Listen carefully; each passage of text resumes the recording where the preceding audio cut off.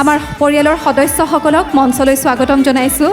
11টা বছৰ অতিক্ৰম কৰিলে আসাম টক্সে, গতিকে সমূহ সদস্যবৃন্দ, আসাম টক্সৰ সমূহ সদস্যবৃন্দক মঞ্চলৈ স্বাগতম জনাইছোঁ।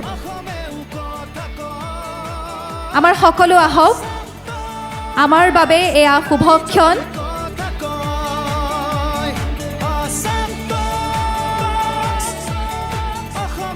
আমি এই মুহূৰ্তটো আমাৰ জীৱনত সদায় আহক, এই মুহূৰ্তটো আমাৰ জীৱনলৈ। আসাম টক্স এনেদৰে আগবাঢ়ি যাওক, সকলোৱে আশীৰ্বাদ কৰিব, আপোনালোকৰ আশীৰ্বাদ শিৰত লৈ আমি আগবাঢ়িম।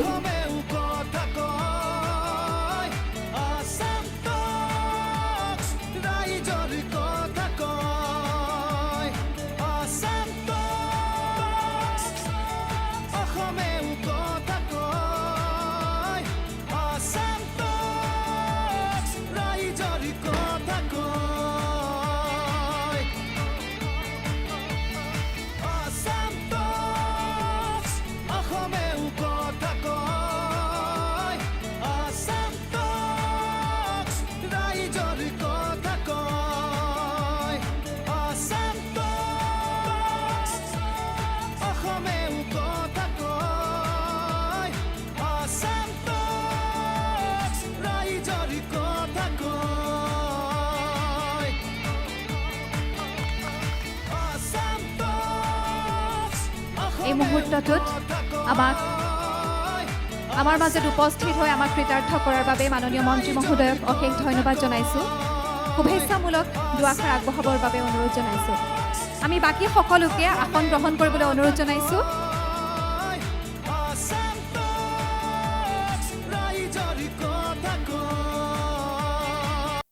আসাম টক্স চেনেলে 11টা বছৰ সম্পূৰ্ণ কৰিছে। মই ইয়াৰ লগত জড়িত সকলোক মোৰ ফালৰ পৰা শুভেচ্ছা জনাইছোঁ আৰু আশা কৰিছোঁ এই চেনেলে উন্নতি কৰক, আগুৱাই যাওক, সেইটোৱে মই কামনা কৰিছোঁ। মই মৃদুলক তেনেকৈ চিনি পোৱা নাছিলোঁ, কিন্তু হঠাৎ এদিন লগ পাইছিলোঁ আৰু তেতিয়া গম পালোঁ যে তেওঁলোকে এই চেনেলটো চলাইছে। কিন্তু ইয়াৰ চিফ এডিটৰ আমাৰ শইকীয়াক আজিৰ পৰা 25 বছৰ আগতে তেওঁক লগ পাইছিলোঁ। কাৰণ মই যেতিয়া বিধানসভালৈ আহিছিলোঁ তেতিয়া মোৰ বয়স 26.5 বছৰ বয়স আছিল আৰু তেওঁ প্ৰিণ্ট মিডিয়াত কাম কৰি আছিল আৰু তেতিয়াই তেওঁলোকক লগ পাইছিলোঁ। আৰু এতিয়াও তেওঁলোক প্ৰিণ্ট মিডিয়াত কাম কৰা নাই, এতিয়া ইলেক্ট্ৰনিক মিডিয়াত কাম কৰিছে আৰু এটা চেনেলৰ তেওঁ চিফ এডিটৰ হৈ আছে। আৰু ময়ো দুলীয়াজান নিচিনা সমষ্টিত আজিৰ পৰা 25 বছৰ আগতে যেতিয়া মোৰ পাৰ্টি একেবাৰে চালুকীয়া অৱস্থাত আছিল, উজনি অসমত তেনেধৰণৰ আমাৰ পাৰ্টিৰ কোনো সংগঠন নাছিল, তেতিয়া দুলীয়াজান নিচিনা সমষ্টিৰ পৰা মই বিধায়ক হৈছিলোঁ। তাৰপিছত 10 বছৰ বিধায়ক আছিলোঁ। তাৰপিছত হৰাৰ পিছত আকৌ পাৰ্লিয়ামেণ্ট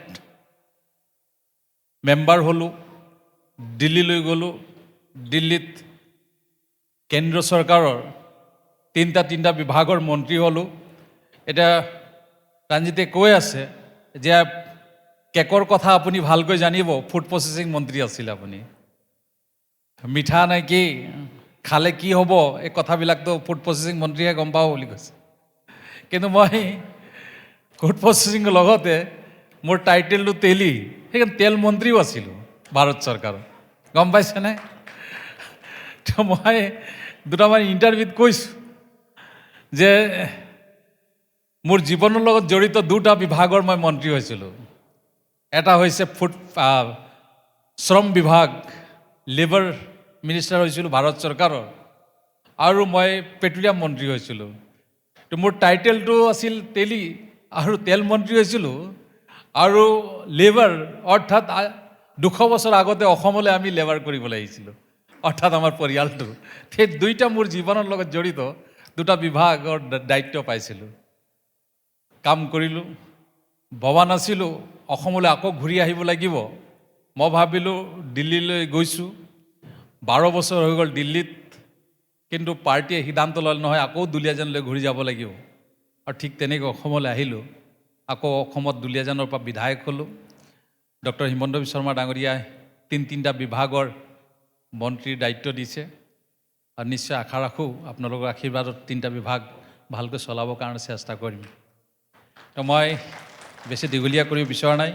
গম পাইছোঁ ইয়াত এতিয়া কালচাৰ প্ৰগ্ৰাম আছে, আৰু নিশ্চয় আসাম টক চেনেল উন্নতি কৰক, আগুৱাই যাওক, আৰু আমাৰ অসমৰ গাঁৱে ভূঞে থকা যিবিলাক সমস্যা আছে সেই সমস্যাবিলাক সঠিকভাৱে আসাম টক চেনেলত যাতে প্ৰকাশ পায়, মই বিশেষভাৱে আমি চিফ এডিটৰক মই অনুৰোধ জনাইছোঁ।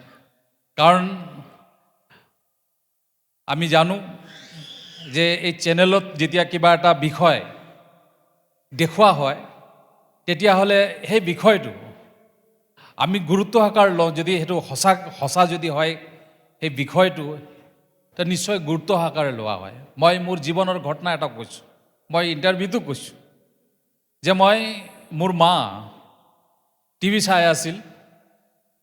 টিভি চাই থাকোঁতে মই হঠাৎ আহিলোঁ। মায়ে কৈছে, এই মানুহবিলাকক দেখিছোঁ টিভিত যে কিডনী বিক্ৰী কৰিছে, কিডনী বিক্ৰী কৰিছে তেওঁলোকে, আৰু সেইটো টিভিত দেখুৱাইছিলে।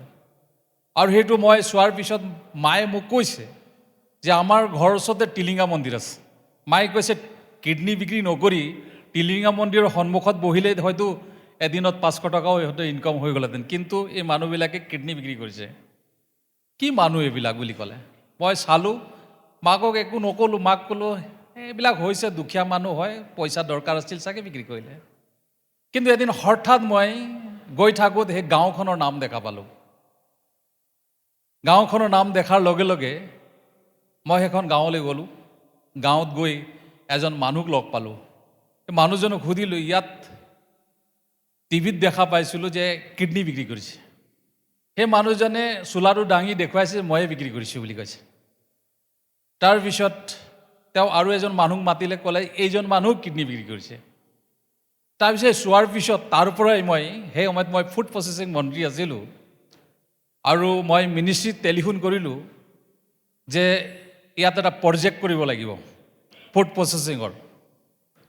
এই প্ৰজেক্টটো কাৰণ বীৰেন্দ্ৰ মিত্তল গুৱাহাটীৰ তেওঁ DC আছিল, তেওঁ মোৰ PS হিচাপে তেওঁ দিল্লীত মোৰ লগত আছিল। আৰু তেওঁক কৈছিলোঁ আপুনিতো গোটেই অসম ঘূৰিছে আৰু এই প্ৰজেক্টটো কৰিবই লাগিব ইয়াত। আৰু তেনেকৈ এই প্ৰজেক্টটো চেংচন দিয়া হ'ল এটা কোহলি বুলি মানুহজন, আৰু সেই মানুহজনক কোৱা হ'ল যে প্ৰজেক্টটো যেতিয়া কমপ্লিট হ'ব এই কিডনী বিক্ৰী কৰা মানুহবিলাকক চাকৰি দিব লাগিব বুলি কোৱা হ'ল। আৰু প্ৰজেক্টটো চেংচন হ'ল, আৰু আপোনাক জনাইছোঁ 60% কাম ইতিমধ্যে কমপ্লিট হৈছে। মই কেতিয়াবা ঘৰলৈ যাওঁ, প্ৰজেক্টটো চাওঁ কমপ্লিট হৈছে নেকি।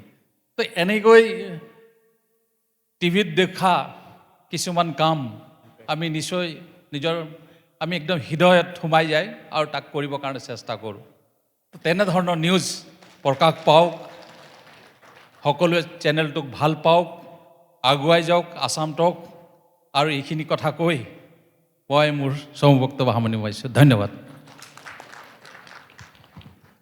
ধন্যবাদ মাননীয় মন্ত্ৰী ডাঙৰীয়া। মন্ত্ৰী ডাঙৰীয়াই দুটা তেখেতৰ জীৱনৰ সৈতে জড়িত প্ৰসংগ ক'লে, এটা নক'লে।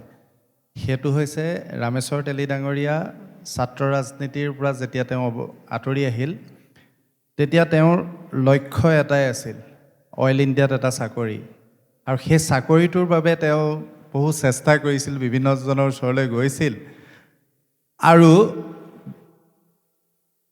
বিধাতাৰ কি লিখন, যি অইল ইণ্ডিয়াৰ চাকৰিটো ৰামেশ্বৰ তেলী ডাঙৰীয়াই বিচাৰিছিলে, এটা সময়ত সেই বিভাগটোৰে সেই মন্ত্ৰণালয়ৰে মন্ত্ৰীও হ'লগৈ, কেন্দ্ৰীয় মন্ত্ৰী।